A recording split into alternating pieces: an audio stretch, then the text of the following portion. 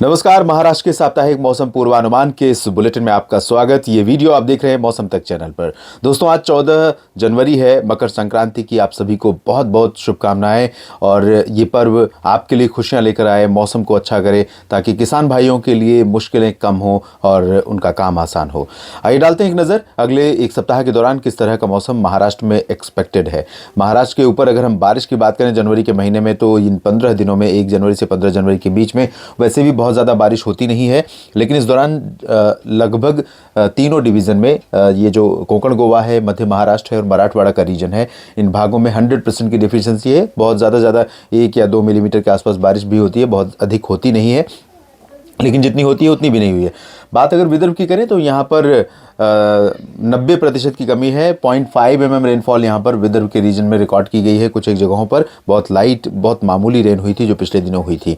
और अब फिलहाल पूरे महाराष्ट्र के ऊपर मौसम मुख्यतः साफ और शुष्क बना हुआ है और इस सप्ताह बारिश की उम्मीदें भी बहुत कम नज़र आ रही हैं।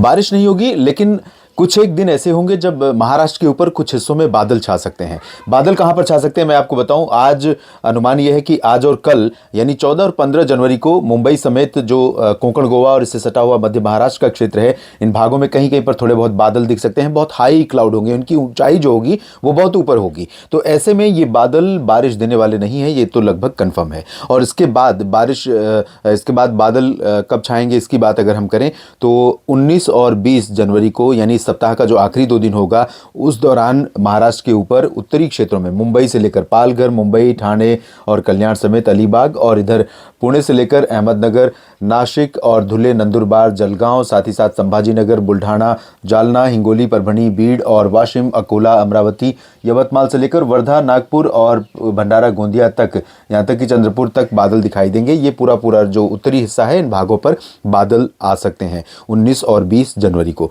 लेकिन ये बादल भी हाई होंगे, थोड़ा सा मीडियम भी हो सकते हैं। जो अभी 2 दिन मुंबई समेत कोंकण गोवा और नासिक समेत सतारा के बीच में संभावित हैं बादल, या कोल्हापुर, सांगली, रत्नागिरी, सिंधुदुर्ग के बीच में, इससे ज़्यादा हो सकते हैं बादल उस दौरान 19 और 20 को, और इससे ज़्यादा इनकी डेंसिटी हो सकती है। लेकिन इसके बावजूद इतनी डेंसिटी नहीं होगी कि आप उससे बारिश की उम्मीद करें। तो बारिश फिलहाल पूरे सप्ताह महाराष्ट्र में होने वाली नहीं है, ना तो विदर्भ में होगी, ना मराठवाड़ा में, और ना ही मध्य महाराष्ट्र और कोंकण गोवा में। तो ओवरऑल पूरे महाराष्ट्र में किसान भाइयों को इस सप्ताह शुष्क मौसम दिखेगा और थोड़े बहुत बादल दिखेंगे। टेम्परेचर में उतार चढ़ाव बहुत अधिक नहीं होगा।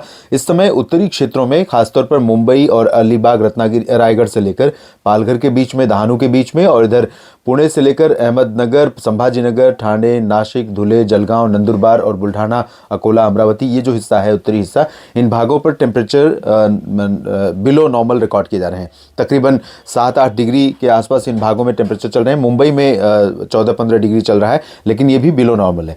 तो यहाँ पर तो 2-3 डिग्री सामान्य से नीचे तापमान है और वो 2-3 दिनों तक इसी तरह से रहेगा और उसके बाद यहाँ पर बढ़ोतरी होगी। जबकि विदर्भ की बात अगर करें तो विदर्भ में सामान्य से ऊपर तापमान रिकॉर्ड किया जा रहा है, तो यहाँ पर अपेक्षाकृत कम ठंडा मौसम है बाकी उत्तरी भागों की तुलना में। बाकी दक्षिणी भागों में सामान्य मौसम फिलहाल बना हुआ है।